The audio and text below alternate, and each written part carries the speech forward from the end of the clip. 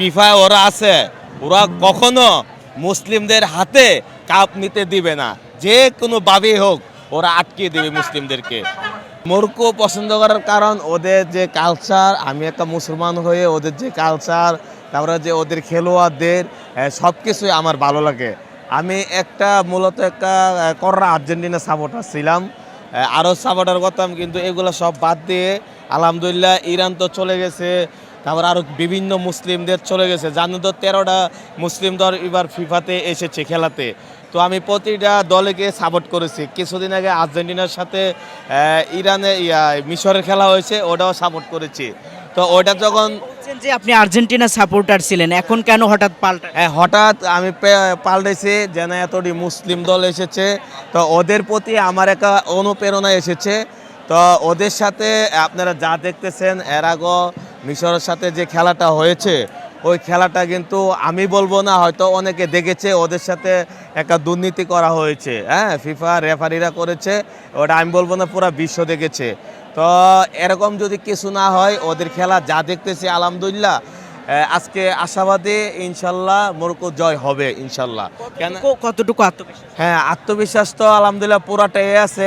2-0 গোলে আলহামদুলিল্লাহ জয় লাভ করতে পারবো। যে ভালো খেলতেছে, ওর যে পারফরমেন্স হচ্ছে, প্রায় মনে করেন যে কিছুদিন যাবতীয় ওরা তো অলরেডি 40 থেকে 50টা ম্যাচ আপনার উইন আছে, এখনও কারো কাছে হারে নাই। এই কারণে ওদের প্রতি আরও আমাদের অনন্ত বিশ্বাস, আর কি বিশ্বাসটা আছে। তো দেখা যাক, খেলা লাস্ট উস্তিলা, খেলা তো কিছু বলা যায় না, হয়তো 1-2 মিনিটে খেলা ঘুরেও যেতে পারে। হ্যাঁ, মরক্কো কয়েকটা প্লেয়ার আছে, অনেকেই আছে, হয়তো আমি সবগুলোর নাম বলতেও পারবো না। দেখা যায় এগুলো নিয়ে তো আমরা সবসময় চর্চা করি না, বা অনেক প্লেয়ার আছে, ওদের প্লেয়ারটার নাম মধ্যে আসতেছে না, কিন্তু আছে মতে। এবার বিশ্বকাপ যাবে কাদের হাতে, কি মনে করেন? শুনেন, আমি একটা কথা বলে দেই, আমি মুসলিম হিসাবে, যে ফিফায় ওরা আছে, ওরা কখনো মুসলিমদের হাতে কাপ নিতে দিবে না, যে কোনো ভাবেই হোক ওরা আটকে দেবে মুসলিমদেরকে। ওরা যত কিছু হোক, ফিফা মুসলিমদেরকে জীবনও কাপ নিতে দিবে না, এটা আমার প্রত্যাশা। যদি আল্লাহর কোনো গাইবী কুদরতিতে আসে, আল্লাহ যদি কোনো রহমত করে, তাহলে ফিরাতে পারবে না ইনশাল্লাহ, এটা আমি বলে দিলাম। এমনটা কেন মনে হয়? এমনটা মনে হয়, এই যে দেখে আসছি তো আমরা, খালি আমাদের ফুটবল না, ক্রিকেটের ভিতরেও আমাদের সাথে দুর্নীতি করা হয়।